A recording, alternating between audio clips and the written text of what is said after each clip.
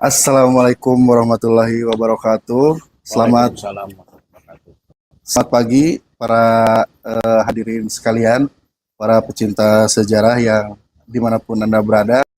Nanti menjawab salamnya disesuaikan dengan waktu Pak Ibu yang terhormat menonton. Kalau pagi, selamat pagi.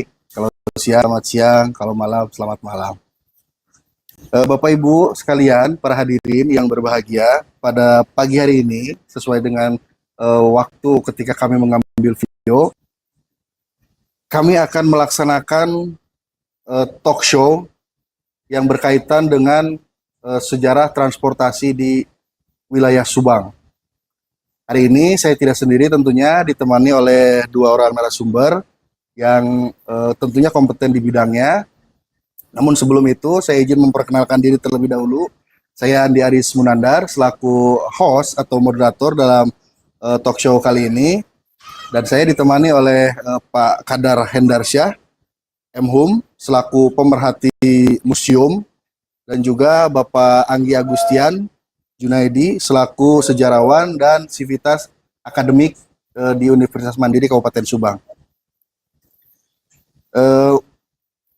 Pada pagi hari yang berbahagia ini, sesuai dengan yang sudah disampaikan oleh saya sebelumnya, bahwa kita pagi ini Pak, Pak akan membahas tentang transportasi di Kabupaten Subang era kolonial. Sebelum nanti kita obrolan lebih jauh, kita buka terlebih dahulu karena kita hari ini melaksanakan talk show di tempat yang bersejarah, di tempat yang juga menyimpan sejarah, yaitu Museum Subang atau yang lebih dikenal dengan Wisma Karya.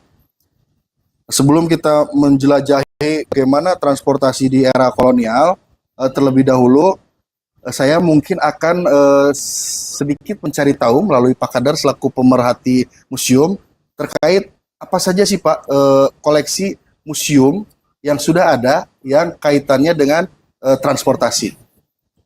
Ya, sejak berdiri Museum Subang ini atau sekarang UPTD Museum Subang di 2023 sampai saat ini museum memiliki hanya satu koleksi, yaitu koleksi sepeda. Sepeda.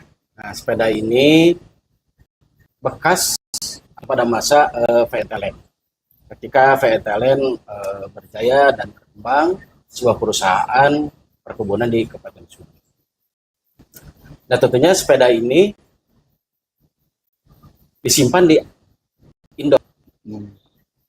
Ya, tentunya ke depan mudah-mudahan ada koleksi lain, karena transportasi di Subang ini ketika masa VNTLN atau masa sebelumnya,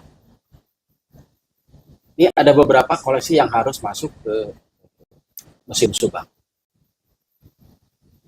Karena PNTLN memiliki riwayat perkebunan, ya tentunya tidak hanya sepeda saja, tapi ada beberapa transportasi yang bisa dikoleksi oleh museum.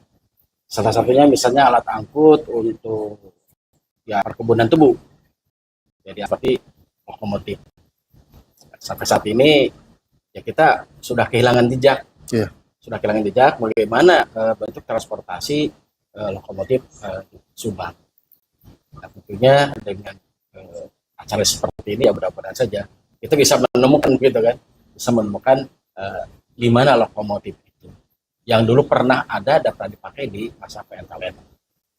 Kalau untuk sepeda itu Pak Kadar, ada angka tahunnya itu dipergunakan tahun berapa? Ya, angkanya dipastikan sih sulit dapat dipastikan itu. Tapi yang jelas itu dari pemiliknya pada masa PNTLN. Berarti mungkin ketika ya kita masih ada dalam kekuasaan pemerintah kolonial ya, Pak? Iya. Makanya banyak yang studi kasus ya ke sepeda itu yang ada di sini. Karena sepeda ini kalau lihat dari usianya memang sudah memiliki umur yang cukup. Barangkali Bapak ingat diserahkan kepada pihak museum itu oleh siapa dan ada cerita apa di balik sepeda tersebut? Ya, dan tahun berapa gitu ya, mulai diakuisisi sepengetahuan sama museum? saya masuk sepeda ke sini itu 2024. 2004. 2004. Ya. Berarti ketika museum berdiri itu salah satu koleksi yang awal ya Pak? Ya awal. Ketika ruangan museum belum semuanya gedung Wisma Karya dipakai Oleh museum. Tapi dulu ini hanya sebagian yang dipakai untuk ruang museum. Nah, salah satu koleksi yang unggulan pada saat itu adalah sepeda. Sepeda. Tariknya dulu adalah pegawai dari VNTRN itu. Namun uniknya di sini, sepeda ini jenis perempuan, untuk perempuan. Sepeda yang sekarang ada di museum itu. Nah, ternyata ketika masa VNTRN itu sepeda memiliki tingkatan lah. Ya. Kalau jenis untuk pimpinan tinggi jenis sepedanya A, yang menengah B, yang paling bawah C. Kayaknya yang sepeda dimiliki oleh Museum Subang ini dari pegawai bawah. Iya. Dan ini tentunya supaya lebih jelas lagi, ini perlu ada kajian lebih mendalam lagi tentang struktur, gitu kan. Terus yang seperti tadi itu kan ada klasifikasi itu sepeda itu. Dan tidak menutup kemungkinan juga di kabupaten tetangga atau di area-area perkebunan yang lain juga ada ke sepeda yang sama yang digunakan juga. Iya, seperti itu.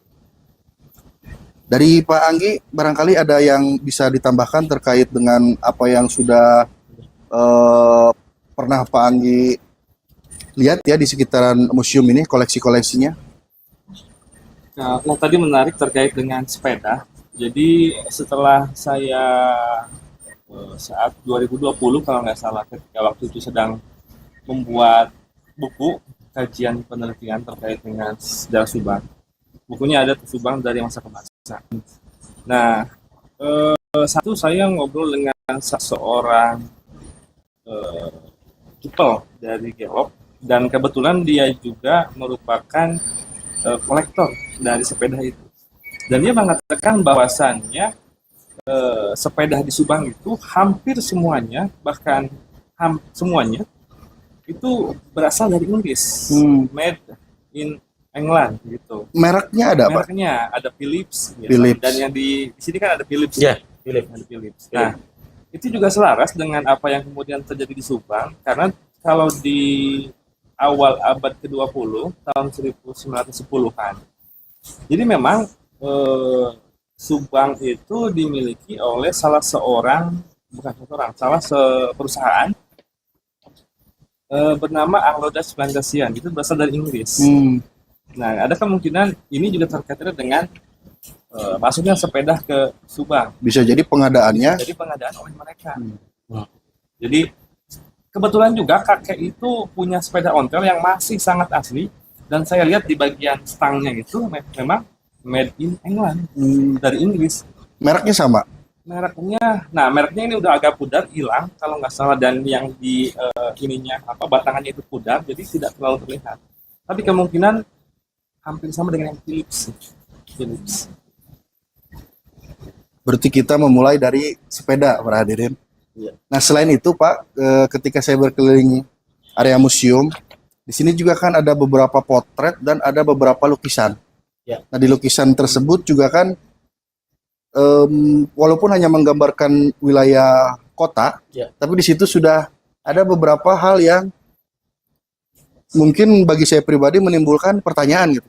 Loh, kok ada contoh ada rel ya di tengah kota yang sekarang tinggalannya udah nggak ada, dan mungkin masyarakat yang hidup di era sekarang, termasuk saya generasi yang jauh dari era PNT Land, tidak punya bayangan kalau misalkan rel kereta api itu sampai ke tengah kota. Nah, mungkin dari Bapak ada lukisan itu dibuat oleh siapa, dasarnya apa, yang di dalam lukisan itu ada beberapa hal yang justru agak berbeda jauh dengan apa yang ada sekarang. Jadi gini, di tahun 2004, ketika museum ini baru berjalan 1 tahun, untuk mengisi koleksi museum ini memang pada saat itu ya teknologinya belum begitu seperti sekarang. Jadi pencarian data dokumen itu, apalagi pencarian data sampai ke Leiden, tidak seperti sekarang ini. Iya. Ya, kita sekarang ini kan gampang ya. Kita cari data ke Leiden itu gampang sekarang. Karena kita juga ada rekan-rekan di Leiden yang bisa berkomunikasi langsung dengan kami. Seperti itu. Nah, cerita mengenai lukisan itu, ketika pada saat itu memerlukan dokumen foto-foto tentang kota Subang, susah dicari. Nah, ketika itu ada seorang pelukis senior di Subang ini, yaitu Pak Abbas. Usianya pada saat itu di tahun 2004 sudah di angka 70. Artinya beliau mengalami bagaimana situasi kondisi kota Subang pada saat itu. Nah, dengan ekspresi beliau seorang pelukis, bagaimana gambaran kota Subang pada saat itu. Ya alhamdulillah dengan buatkan tulisan seperti itu, terbacalah bahwa situasi Subang pada saat itu, mungkin ini suasananya di tahun 50 atau 60-an. Ya, tahun 60-an. Nah, saya juga kaget ketika itu begitu lukisan dilihat sudah jadi, kok ada rel di kota Subang. Berarti Pak, mohon maaf dipotong. Ketika sebelum adanya lukisan itu, Bapak sendiri tidak, dalam tanda kutip, tidak tahu kalau ada rel sampai ke kota Subang. Iya. Iya. Nah, berarti udah cukup lama hilangnya Pak relnya? Ya kemungkinan sudah lama hilangnya itu. Nah, justru yang menjadi pertanyaan, ini rel apa kan seperti itu. Tapi beliau menyampaikan, Pak Abbas itu almarhum menyampaikan, alhamdulillah pada saat itu dokumen ceritanya saya tulis, saya catat. Iya. Jadi dulu itu ada lokomotif yang menghubungkan antara Pamanukan sampai ke Subang. Karena kalau lihat dari posisi lukisan itu, pelukis ini atau Pak Abbas itu mengambil angelnya dari selatan ke utara. Dari selatan ke utara. Dari selatan ke utara. Ternyata di selatan ini dulunya adalah bengkel dari PNTLN. Di selatan ke utara berarti itu kan di lukisan itu perempatan ya Pak? Ya, jadi yang masuk berarti bukan Cimerta, yang ya, Cimerta itu. Bukan yang arah ke Bandung ya perempatan ya? Bukan. Arah yang ke Cimerta. Ya, dari Cimerta lihat ke utara. Makanya di situ ada juga kendaraan lain. Ya, ya. Ada sepeda, ada mobil pada saat itu, kalau tidak salah mobilnya mereknya Ford kalau nggak salah. Jadi di lukisan itu, ya Ford ya. Nah, mobil truk itu ya Pak? Ya. Bahkan di situ di lukisan itu belum ada lapangan bola, tapi ternyata itu adalah lapangan golf. Alun-alun. Yang sekarang alun-alun Pemda itu, ya? Dulunya lapangan golf. Oh, ya, ya, ya. Nah, jadi dari cerita lukisan itu akhirnya ini lukisan berbicara. Gitu, ya. Kan? Berarti membawa ke pertanyaan-pertanyaan yang berikutnya ya? Iya, betul. Seperti itu. Nah, mengenai jenis kereta ini ternyata bukan kereta yang besar, tapi ada sebuah lokomotif ya, yang mengangkut barang yang mengangkut hasil dari perkebunan, dan kayaknya si rel ini langsung ke bengkel ya. Kalau dulu ada bangunannya atelier. Oh, dan itu namanya sampai sekarang masih dipakai ya Pak? Masih dipakai atelier gitu. Ya, ya. Nah, yang jadi sekarang keinginan itu ada relnya, pasti ada jenis lokomotifnya atau jenis keretanya ya seperti itu. Baik, sahabat museum, sangat luar biasa ya. Ternyata jaringan rel itu di Subang dulu menyentuh sampai ke pusat kota, dan mungkin apakah ada bukti-bukti lain Pak yang memperlihatkan atau menunjukkan sejauh mana jaringan transportasi berbasis rel pada saat itu? Iya. Nah, gayung bersambut ya, ketika rel itu ada muncul di lukisan, ya, ternyata di Cigarukak itu ada jembatan. Ada jembatan bekas relnya. Cipunagara ya, Cipunagara ya, Pak? Kecamatan Cipunagara. Ya alhamdulillah, ya saya dengar bahwa bangunan jembatan itu sudah menjadi bangunan cagar budaya. Artinya Sudah dilindungi oleh undang-undang. Dan itu satu-satunya Itu satu-satunya. peninggalan jalur rel yang masuk ke kota yang masih bisa dilihat. Betul. Ya. Bahkan di sini juga ada narasi tentang, sudah dibuatkan narasinya di sini. Cuman koleksinya harusnya di sini ada koleksi miniatur. Miniatur dari jembatan itu. Gitu kan? Dari Pak Anggi barangkali ada hal yang berkaitan dengan apa yang sudah disampaikan oleh Pak Kadar berkaitan dengan untuk sekarang mungkin kita yang berbasis rel dulu, sebelum nanti transportasi itu kan luas ya sahabat museum, ada di darat tuh kan gak hanya rel ya, nanti ada yang berbasis ban karet, kemudian ada yang roda dua, ada yang di air juga. Untuk rel itu Pak Anggi barangkali ada dokumen-dokumen yang bisa memperkuat bagaimana sih waktu masa kolonial jaringan rel di Kabupaten Subang itu? Ya, jadi untuk jaringan rel ini terkait erat juga dengan pembukaan perkebunan sebetulnya. Ketika kemudian tuan tanah, katakanlah kalau di pertengahan abad ke-19 berarti Peter William Hoagland ini yang katanya di sini, ini kan saudagar kopi. Kopinya perkebunannya itu tersebar dari wilayah tengah sampai ke wilayah selatan. Memang kalau di wilayah selatan itu lebih banyak menggunakan saat itu ya di abad pertengahan abad ke-19 itu lebih banyak menggunakan apa yang disebut sebagai pedati. Jadi sebuah gerobak yang mengangkut hasil kebun ditarik oleh sapi atau kerbau. Makanya kalau saya lihat di arsip itu banyak yang kemudian memelihara kerbau, sapi di wilayah selatan. Dalam rangka itu sebagai alat transportasi. Nah, lalu bagaimana dari wilayah Subang ke pelabuhan? Karena tujuan akhirnya adalah di pelabuhan Pamanukan.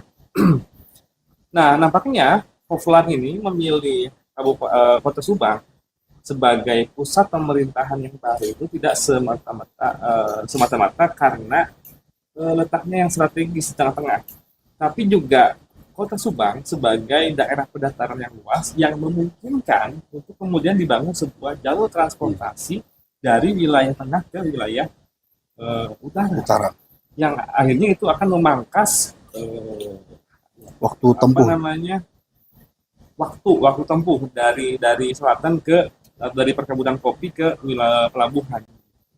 Makanya dibangunlah kemudian di akhir abad ke-19 ketika transportasi darat yaitu kereta mulai berkembang, maka diadakan di Subang, tapi bukan kereta tapi lori yang kemudian digunakan di Subang. Nah, di Subang pun sebetulnya ada beberapa perkebunan kopi seperti misalnya di wilayah Cipeo, kemudian di Kalijati juga ada. Bahkan beberapa puluhan tahun sebelumnya di Pagani juga ada perkebunan kopi. Nah, ketika perkebunan kopi dibuka di wilayah tengah, rel itu langsung masuk ke wilayah tengah, dan itu ada di beberapa peta yang menunjukkan tahun 1910 beberapa perkebunan sudah terhubung dengan rel lori itu. Nah, kemudian langsung diarahkan ke utara, langsung ke pelabuhan Pamanukan, karena tujuan akhirnya Pamanukan.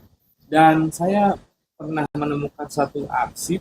Jadi pelabuhan Pamanukan sudah digunakan di awal abad ke-19, 1800 sudah digunakan untuk mengirimkan hasil kebun dari wilayah Subang ke Batavia.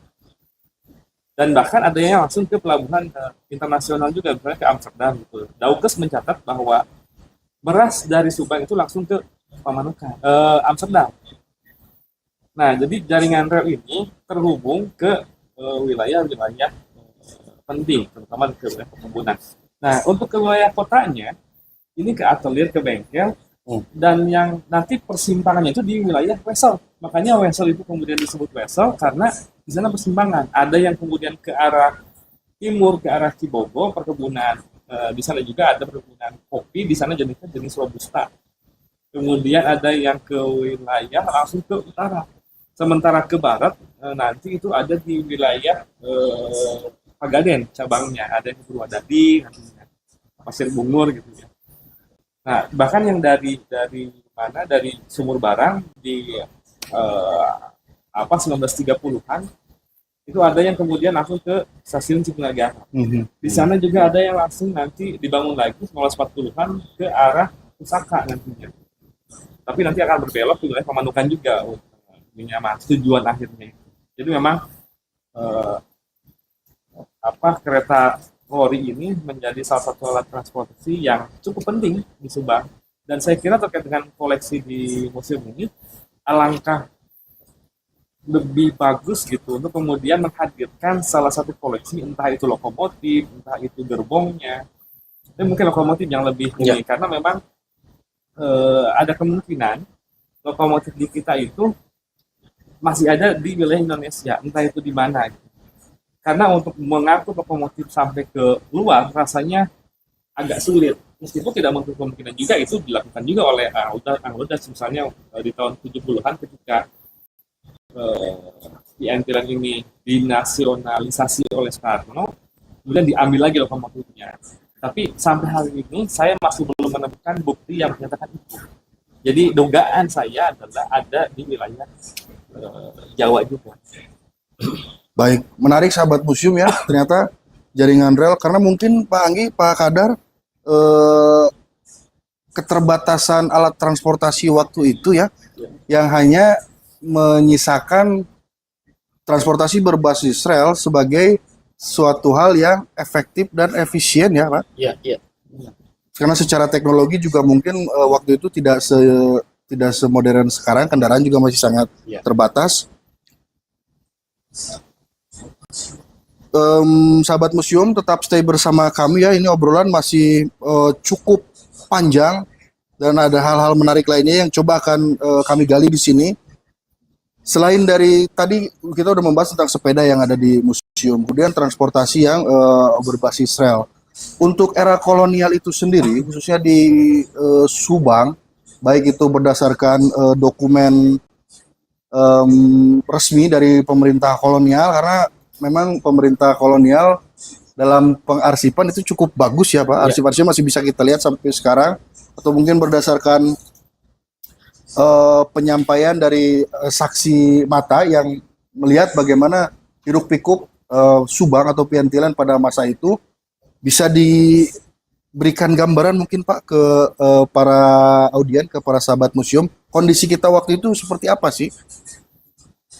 Iya, saya lihat nih dari ada sebuah pesawat gitu ya. Ada sebuah pesawat. Kalau pesawat yang sekarang ada di depan gedung Juang 45 Subang. Nah itu sebenarnya memiliki nilai historis juga, gitu kan? Ketika saya di tahun 2013 melakukan kajian tentang pesawat itu, ternyata pesawat itu jenisnya B-13 Valai, gitu kan?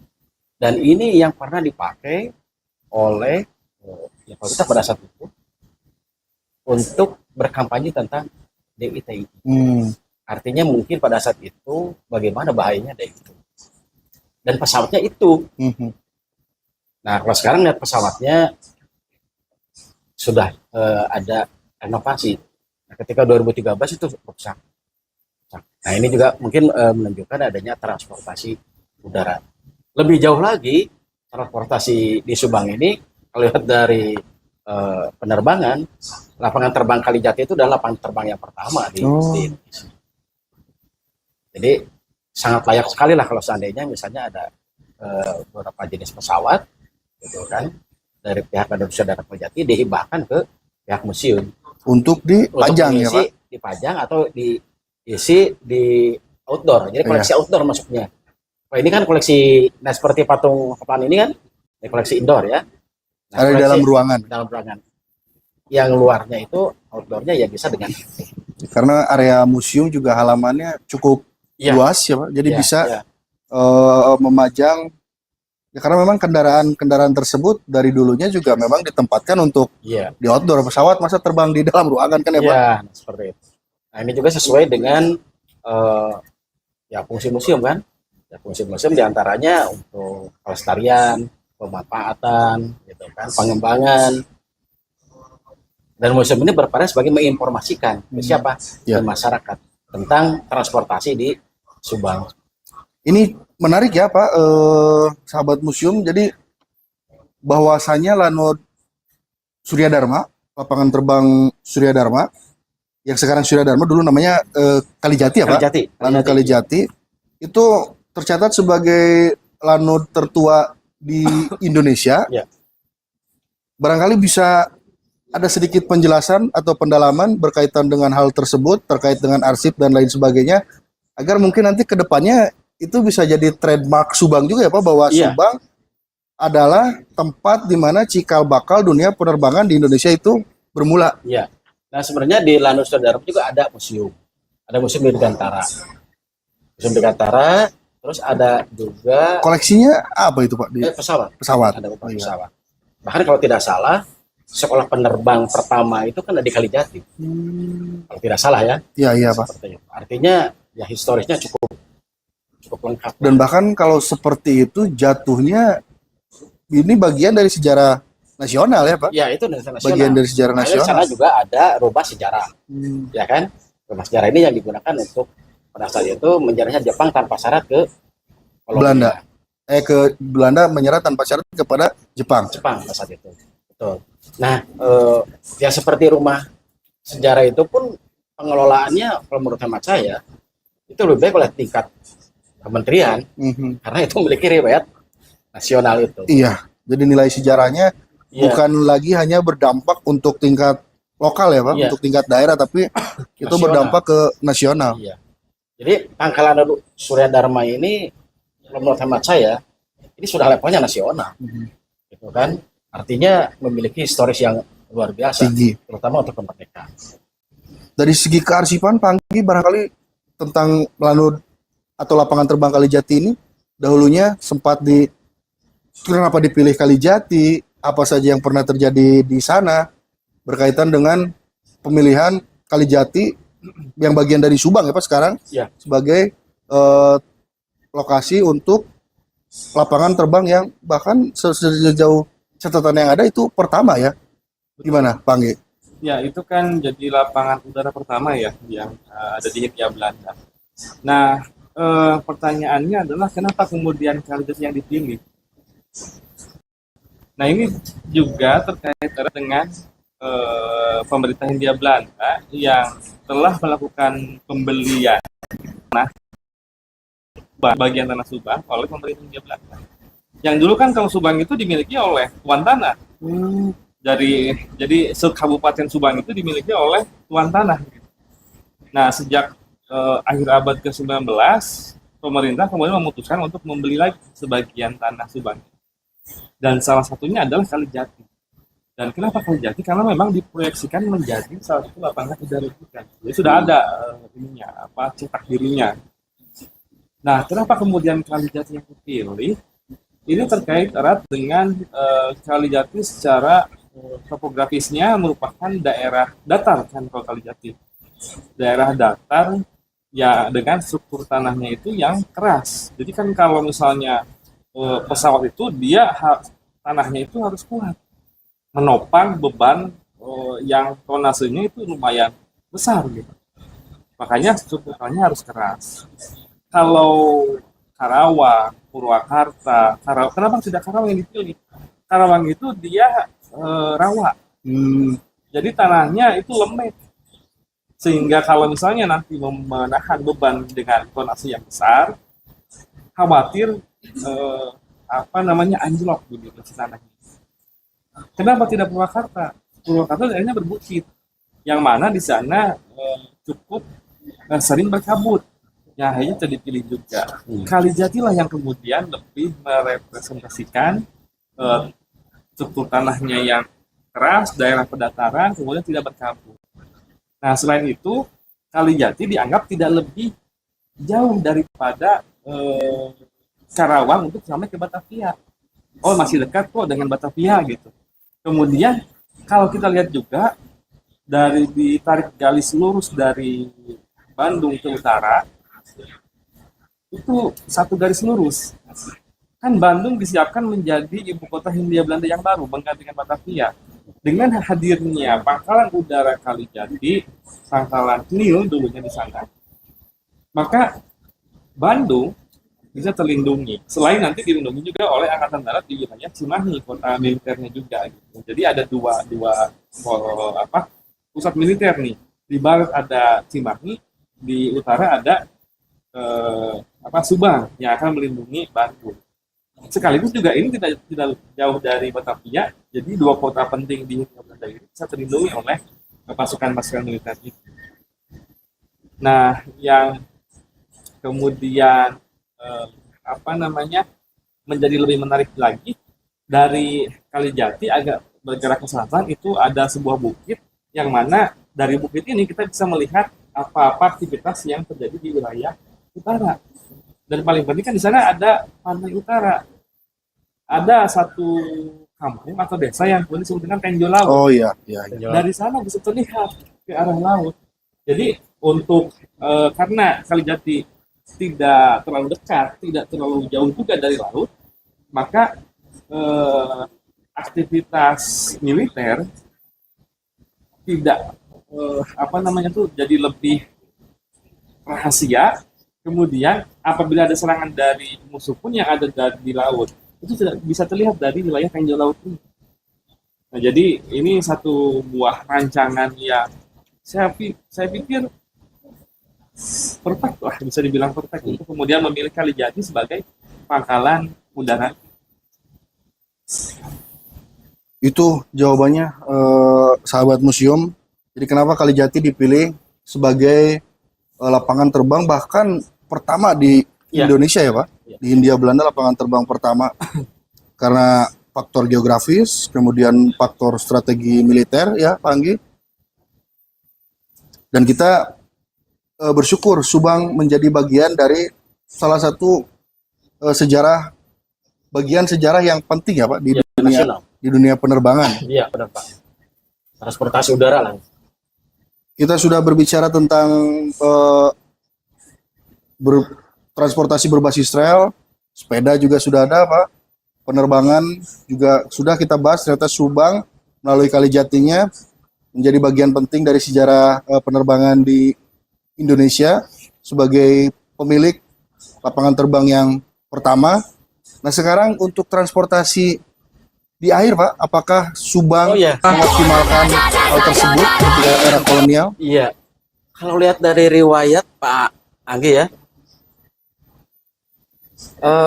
pelabuhan pertama di Subang ini adalah Ciasem. Itu berarti sebelum era kolonial juga sungai sudah dimanfaatkan. Ya kan? Artinya karena Ciasem ini sebagai pelabuhan tertua di Subang, bahkan situs-situs yang ada di Subang ini itu berdekatan dengan Sungai Ciasem ini. Dari mulai situs Subang Larang, terus ada situs yang di Sagalaherang ya di Batu Kapur, terus situs tempat ditemukannya bejana perunggu ya itu di daerah Cintamekar, itu semuanya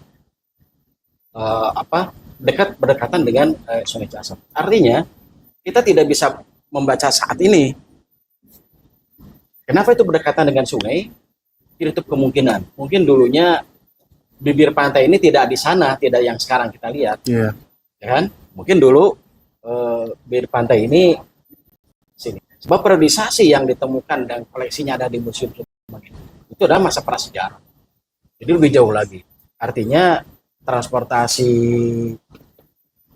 sungai ini di Subang sudah ada sejak masa lama sejarah. bukti-bukti fisiknya, tinggalan-tinggalan budayanya ya bisa dilihat. Karena contohnya nih di museum kita di sini, Ya. museum itu Afrika manusia purba era tahun 2000 tahun yang lalu.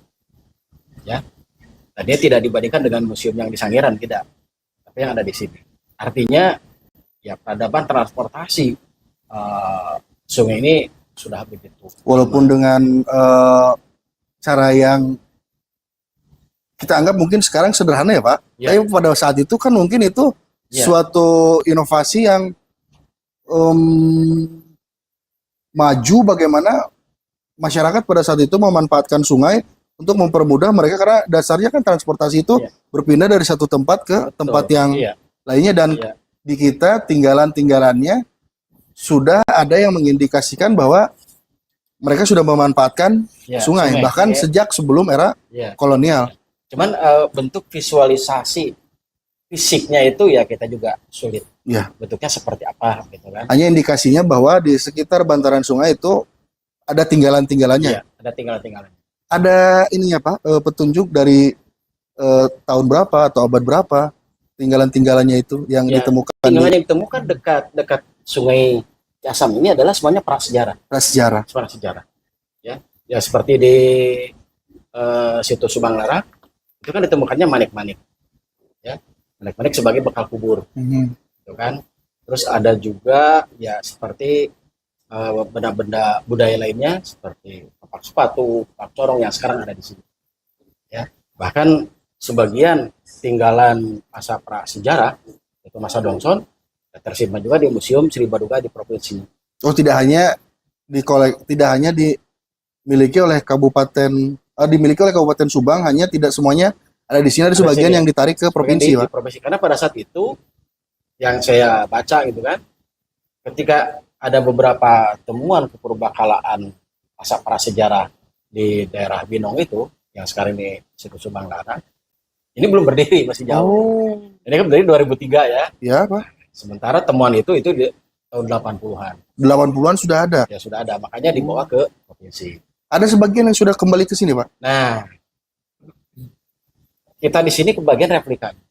Oh, berarti yang asli ada di Sri Baduga. Ada di Sri Baduga. Jadi kalau misalnya lihat teman-teman Pak Perunggu ya, baik corong sepatu itu yang tadinya ditemukan di Subang itu ada di Museum Sri Baduga. Jadi unik Subang itu. Saya selaku orang Subang bangga gitu kan dengan perjalanan riwayat ya Subang dari masa prasejarah. Bahkan lebih jauh lagi masa prasejarah kan ada tinggalan hewan ya, Pak. Hewan vertebrata itu kan. Ya. Vertebrata stegodon itu. Untuk Pak Anggi terkait dengan tinggalan manik-manik, saya pernah membaca kalau Pak Anggi juga ikut ya penelitian terkait dengan tinggalan-tinggalan manusia yang ada di Binong itu di Gelok ya Pak, ya. Tangerang. Itu seperti apa Pak Anggi waktu itu penelitiannya, kemudian temuannya apa, dari abad ke berapa, barangkali bisa diceritakan ke. Kalau manik-manik itu sebetulnya tidak hanya dari satu periode saja. Jadi bisa dibilang kalau dalam arkeologi, saya mengutip dari para arkeolog, jadi situs Subang Larang itu multi komponen site. Jadi dia situs berkelanjutan yang mana tidak hanya digunakan oleh satu periode saja. Jadi tadi sudah oleh Pak Khazar bahwasannya ini ada masa prasejarah, itu betul. Buktinya apa? Ada kerangka manusia Austronesia-nya setelah diekskavasi, ada bekal kuburnya. Nah itu di 45 tahun sebelum Masehi. Sementara ketika saya mencoba untuk melihat periodisasi dari manik-manik ini yang tersebar di wilayah Subang Larang itu, ternyata ada juga yang dari periode abad ke-12-13an. Bahkan yang lebih baru itu abad ke-15 itu ada. Nah, kalau saya lihat coraknya dengan analisis kasat mata aja gitu, melihat corak, melihat bentuk, ada yang kemudian berasal dari India, ada yang berasal juga dari Persia. Jadi artinya masyarakat kita sudah melakukan kontak dengan mereka yang pada abad itu. Iya, pada abad itu. Sudah melakukan kontak dagang. Entah kemudian kontak dagangnya dilakukan di Pelabuhan Ciasem atau dimanapun. Tapi yang jelas ada kontak dagang di antara mereka. Dan mereka menggunakan apa? Menggunakan perahu. Menggunakan perahu dari Sungai Ciasem itu ke Muara, dan kemudian katakanlah kalau misalnya melakukan pelayaran ya ke wilayah India ataupun Persia. Atau kalaupun kemudian India dan Persianya kemudian datang ke kita, berarti kemungkinan besar kontak dagang itu terjadi di Sunda Kelapa ataupun di Pelabuhan Ciasem. Sampai dengan saat ini, apakah sudah ada data yang ditemukan yang mendukung hal tersebut, atau apapun itu yang bisa menunjukkan gitu? Ya, kalau misalnya untuk menunjukkan bahwa Pelabuhan Ciasem pernah digunakan menjadi salah satu pelabuhan internasional, katakanlah begitu, buktinya misalnya ada kapal yang tenggelam di sana. Nah, informasi dari warga di sana memang ada salah satu kapal, bangkai kapal besar di sana. Kayu, besi? Saya juga kurang hafal, tapi yang jelas ada kapal besar di sana yang tenggelam, yang kemungkinan kalau melihat dari barang-barang itu ada semacam piring, mangkok. Jadi indikasi ada kapal tenggelam itu, si tinggalan-tinggalan itu berserakan berarti apa? Iya. Bahkan informasi dari warga di sana ada beberapa kapal yang kemudian malam-malam itu datang ke sana Untuk mencari itu. Dan kemungkinan ada banyak tinggalan kalau kita kemudian angkat itu telusuri lebih dalam lagi. Boleh jadi itu akan mengungkap banyak hal terkait dengan transportasi di Subang saat khususnya transportasi air dan kaitannya dengan hubungan internasional berarti ya? Ya, karena kan ada kemungkinan juga bahwa Pelabuhan Ciasem ini menjadi salah satu pelabuhan rempah-rempah juga. Ya. Dan sampai sekarang belum ada penelitian lebih lanjut terkait hal itu, Pak? Belum ada untuk kemudian mengungkap itu. Dan saya kira ada baiknya kemudian Pemkab ataupun dari kementerian untuk kemudian mengungkap itu juga, karena itu salah satu warisan kita gitu, nantinya bisa mengungkap banyak warisan kita. Ini fakta yang cukup mengejutkan juga ya, ternyata bahwa ada tinggalan yang sedemikian besar yang masih sampai dengan detik ini belum dilakukan kajian ya. Karena mungkin ada kesulitan ya Pak, kalau di darat ya mungkin ekskavasi cenderung lebih sederhana lah, karena kita hanya cukup dengan menggali ya. Tapi kalau di laut mungkin tekniknya agak sulit sih. Sulit dan membutuhkan biaya yang tidak sedikit betul ya. Biaya pun lebih besar. Kembali ke transportasi Pak, terkait dengan masih dengan transportasi air. Apakah ketika waktu itu masyarakat di kita menggunakan transportasi air untuk mengangkut barang, termasuk ketika era kolonial juga, apakah itu dipakai? Digunakan. Jadi tahun 1690-an, Francois Valentin, dia seorang misionaris, datang ke Subang itu, masuknya tapi bukan ke Pelabuhan Ciasem. Kenapa tidak ke Pelabuhan Ciasem? Karena di abad atau saat itu, abad ke-17, Pelabuhan Ciasem mulai dangkal, sehingga tidak memungkinkan untuk kapal bersandar lagi. Nah, akhirnya bergeser ke mana? Ke Pelabuhan Pamanukan. Kalau perahu yang tadi tenggelam itu disinyalir di Ciasem. Berarti kalau begitu bisa jadi itu perahu yang tenggelam angka tahunnya lebih tua dari kedatangan Valentine itu. Betul, lebih tua. Kemungkinan ya 1400-1500-an lah, itu bisa jadi di tahun segitu.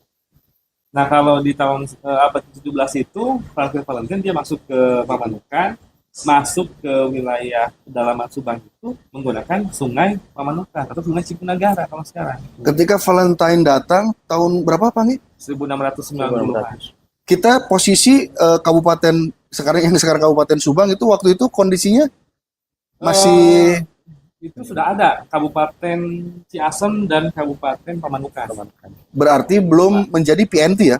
Belum. Masih jauh. Masih jauh, Pak. PNT 18. PNT 1800. 1813 kalau Berarti ketika Valentine datang ke sini, di wilayah yang sekarang jadi Kabupaten Subang masih dikuasai oleh penguasa lokal ya berarti, Pak? kalau 1690 dia sudah ini dikuasai oleh VOC.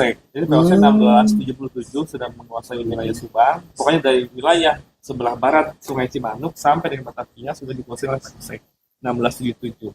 Valentine datang ke sini sudah dikuasai oleh VOC dan beberapa desa sudah disebutkan oleh Valentine itu. Dan bahkan Gubernur Jenderal VOC Baron Van Imhoff pernah juga sama datang ke Subang, masuk ke dalam Subang melalui Sungai Pamanukan. Sama lewat sungai juga. Sama lewat sungai. Kepentingannya apa? Untuk ini kemungkinan besar untuk mencari sumber-sumber kayu jati. Karena saya pernah ngobrol dengan salah seorang arkeolog senior yang dia sudah almarhum, tahun ini almarhumnya kemarin, dan sempat saya awalnya ingin melakukan penelitian bersama terkait dengan keberadaan kayu jati. Karena menurut dia ada beberapa dokumen yang menyatakan bahwa kayu jati yang digunakan untuk membangun kastil yang ada di Batavia, berikut juga yang kemudian di Onrus, itu berasal dari Subang, kayu jati. Dan boleh jadi Baron Van Imhoff ini datang ke Subang untuk kepentingan itu. Karena dalam beberapa catatan, seperti dalam daftar register, dalam rekening alamat juga, disebutkan bahwa Subang, distrik Subang, yang sekarang menjadi kota Subang, adalah salah satu hutan jati. Subang, kemudian Pamanukan, distrik Ciasem, kemudian distrik Pagaden juga itu menjadi salah satu penghasil kayu jati yang besar. Yang mana semuanya itu diangkut ke Batavia menurut arkeologi ini. Dan spesifik arkeolog menyebutkan bahwa namanya Pak Chandrian. Pak Chandrian ini dia menyebutkan bahwa kayu jatinya berasal dari Ciasem. Nah, jadi pengangkutan ini menggunakan transportasi laut, terutama ya air itu tadi. Jadi perahu sudah digunakan pada saat itu. Dan kalau di masa kolonial, pelabuhan Pamanukan diresmikan menjadi pelabuhan utama dari PNT. Dan kalau kita lihat sekarang, Pamanukan sudah dangkal lagi, bergeser lagi kemana? Ke Patimban, menjadi pelabuhan internasional. Jadi sudah ada riwayatnya sebetulnya. Kenapa kemudian Subang menjadi tempat dipilihnya menjadi pelabuhan internasional? Karena sejak dulu pun dari Ciasem, historisnya seperti itu. Iya, dari Ciasem bergeser ke Pamanukan. Sekarang bergeser lagi ke Patimban sekarang. Kalau ke Pak Kadar selaku pemerhati museum, Pak, untuk di museum ini narasi terkait transportasi air khususnya laut ya Pak, terkait pelabuhan itu yang tadi seperti disampaikan oleh Pak Anggi juga, itu nampaknya sangat menarik Pak. Apakah sudah ada narasinya di sini? Iya, sebenarnya kalau secara detail belum sih. Bahkan ya ke depan untuk sebuah museum yang representatif itu harus mengikuti dengan teknologi saat ini. Jadi bagaimana informasi atau menyampaikan ke masyarakat tentang tadi itu harus dengan media. Artinya media ini ya kekinian lah seperti itu. Kalau misalnya sekarang ini seperti baca-baca begini, ya kadang-kala kan ada kejenuhan gitu kan. Tapi dengan alat bantu media yang ya canggih seperti sekarang ini, gitu kan, ini akan mempermudah pemahaman tentang transportasi khususnya air di Kabupaten Subang. Ya mudah-mudahan saja mimpi kita untuk museum sebagai museum representatif di Subang ini, jangan lihat kecil museum ini, tapi nilai historisnya. Ya kan? Karena di museum ini yang saya perhatikan itu koleksinya asli. Iya. Tidak replika, hanya beberapa saja yang replika itu kan. Dan detail sesuai dengan daerahnya ya Pak. Sesuai dengan daerah. Ya kan? Apalagi kalau bisa kita lebih jauh lagi pengungkapan tentang masa prestasi di Subang seperti apa. Saya juga ada beberapa rekan Pak yang jadi diaspora ya, ada yang di setidaknya ada 2 orang lah, yang satu di Jerman, yang satu lagi di Rusia. Ketika kami ngobrol, mungkin orang Eropa tingkat literasinya sudah cukup tinggi ya Pak. Jadi tempat yang pertama kali mereka kunjungi ketika datang ke suatu kota, suatu negara museum. Museum. Dan mau tidak mau, suka tidak suka, ya Subang harus udah mulai level up ya Pak, museumnya harus udah mulai naik disesuaikan dengan perkembangan zaman. Iya. Ya seperti sekarang ini kan, ini ada beberapa literasi hanya berbahasa Indonesia. Ya, bisa saja ke depan ini bisa harus dengan bahasa Inggris. Seperti itu. Terus ada juga museum digital. Ya, museum digital. Artinya ya pemerhati atau yang misalnya mau ke Museum Subang dengan digital tidak harus ke sini. Tapi melalui media yang ada di sini ya sudah bisa menjawab. Minimal secara zohirnya bisa terlihat, tapi kalau mau lihat fisiknya ya datang ke sini gitu. Ya, seperti itu. Gak terasa ya Pak, ini waktu ternyata kita ngobrol saya kira baru 10 menit. Sebelum karena kita ada di penghujung waktu, dari saya Pak minta untuk hasil dari kajian yang sudah dilaksanakan terkait dengan transportasi kolonial, itu kira-kira dari Pak Kadar dan dari Pak Anggi, hal-hal apa saja yang bisa direkomendasikan untuk diadakan atau untuk dihadirkan oleh pihak museum menjadi bagian dari koleksi museum, Pak? Ya, ya kembali lagi museum ini sebagai berfungsi untuk pelestarian, pelindungan, pengembangan, dan menyampaikan informasi. Selayaknya museum harus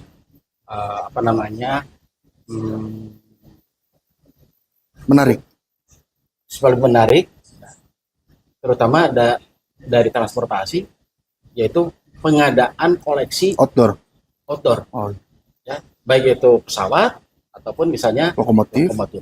Dan lokomotif ini ternyata setelah saya kaji gitu kan, masih ada lokomotif uap gitu kan. Lokomotif bukan diesel tapi uap, ini sangat unik sekali. Dan ketika masyarakat datang ke sini dari luar udah kelihatan, loh kok ada lokomotif, padahal kan sejauh ini yang masih ada sampai detik ini kan jaringan kereta api itu adanya di wilayah agak ke utara ya Pak, nggak sampai ke pusat kota. Bahkan potensi Subang ini tidak hanya museum indoor atau outdoor, tapi tidak untuk kemungkinan dengan temuan-temuan fosil-fosil vertebrata itu, ya, baik yang di Ranggawulung ataupun di Pasir Cabe, itu bisa saja dibuat cluster ya, dibuat site museum. Langsung ke lokasi, gitu kan. Nah ini kalau sudah site museum itu nanti kaitan dengan geologi seperti itu.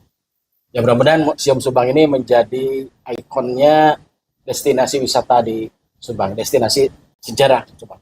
Makanya Museum Subang ini site plan-nya itu dari storyline-nya dari mulai kehidupan yang purba, sejarah sampai kemerdekaan. Untuk Pak Anggi, dokumen-dokumen yang berkaitan dengan tinggalan transportasi ya, terutama era kolonial, kira-kira rekomendasi untuk pihak museum, barang apa yang harus diadakan atau yang memungkinkan untuk diadakan itu seperti apa Pak? Ya, selain dari koleksi realia, sebetulnya ada koleksi non realia juga. Apa itu?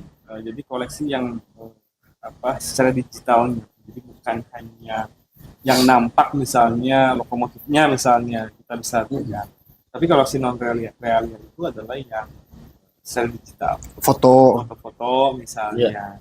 Jadi memang foto-foto untuk katakanlah ada lokomotif, kemudian ada foto jaringan transportasi peta ya, kalau jaringan transportasi dari baik itu jalan ataupun rel, itu yang kemudian harus juga didokumentasikan.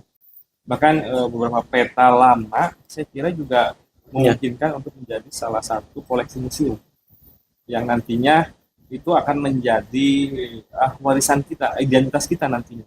Kan beberapa tahun mendatang barangkali ada penambahan jalan dengan hadirnya Patimban, kemudian hadir beberapa kawasan industri di Subang, akan sedikit banyak mempengaruhi perubahan ya jalan-jalan yang ada di Subang itu sendiri. Makanya dengan kita melihat ada peta-peta lama, oh ternyata dulu Subang itu jalannya seperti ini, kemudian seperti ini. Jadi ada kita tidak kehilangan identitas meskipun nanti Subang katakanlah mengalami kemajuan yang begitu pesat. Ya, ini ada tambahan karena calon koleksi yang sudah memenuhi syarat masuk Museum Subang ini Itu banyak. Ya tentunya untuk ke depan pihak museum ini bisa mengembangkan museumnya, ada ruangan baru.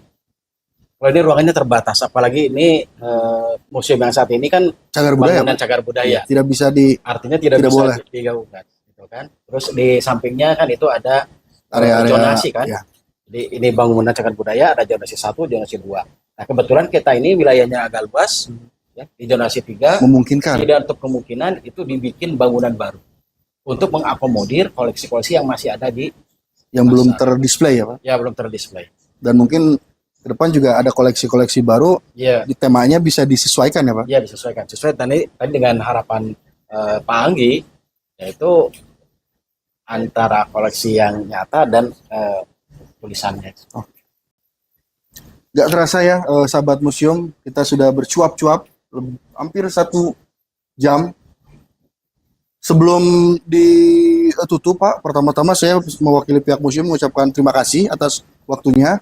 Namun sebelum kita berpisah pada siang hari ini, izinkan saya untuk meminta kepada Pak Kadar dan Pak Anggi untuk memberikan sepatah 2 patah kata terkait dengan kajian yang sudah dilaksanakan dan apa harapannya untuk museum dari Pak Kadar. Ya, untuk masyarakat Subang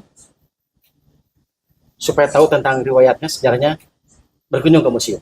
Oke, berkunjung ke museum. Museum di hatiku. Museum di hatiku. Dari Pak Anggi? Mari kita perkuat identitas kita dengan berkunjung ke museum. Oke. Baik, sahabat museum, sesuai dengan yang sudah dijadwalkan. Tadinya sih masih panjang ya, karena barusan juga dari hasil obrolan ada cukup banyak hal-hal menarik yang kedepannya mungkin perlu dikaji lebih mendalam lagi untuk menjawab apa sih sebenarnya yang terjadi di masa lalu. Karena pada dasarnya sejarah itu selalu aktual ya, Pak. Selalu ada temuan baru yang bisa disambungkan dengan hari ini yang sedang terjadi dan bisa menjadikan pelajaran untuk kita kedepannya seperti apa. Itu saja mungkin Pak Kadar, Pak Anggi, saya mengucapkan terima kasih lagi mewakili pihak museum atas waktu dan ilmu-ilmunya dan penyampaiannya. Sangat informatif, sangat memberikan mindset tambahan untuk masyarakat Subang, harapannya. Saya mewakili pihak museum kepada para sahabat museum, museum di hatiku. Sesuai dengan slogan itu, maka jadikanlah museum itu dekat dengan kita, berkunjunglah ke museum, terutama untuk warga Subang, untuk melihat bagaimana Subang perjalanannya mulai dari masa lalu sampai ke era yang cukup dekat dengan kita.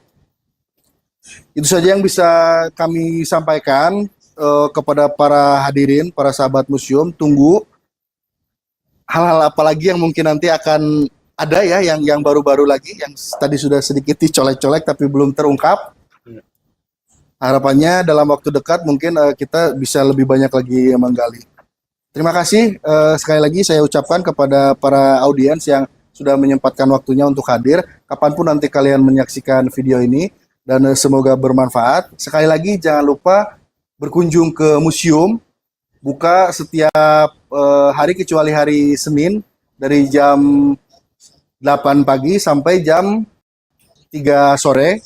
Silahkan berkunjung, dan untuk saat ini sampai dengan waktu yang belum ditentukan masih gratis. Nanti kedepannya kalau ada perubahan dan lain sebagainya, silahkan pantau saja di Instagram @museum Subang, UPTD Museum Subang, @UPTD Museum Subang. Sampai jumpa di lain waktu para sahabat museum. Saya selaku host, mohon maaf apabila ada hal-hal yang kurang atau perkataan-perkataan yang menyinggung. Akhirul kalam, wabillahi taufiq wal hidayah. Wassalamualaikum warahmatullahi wabarakatuh. Sampai jumpa di lain kesempatan. Ciao. Museum di hatiku. Museum di hatiku.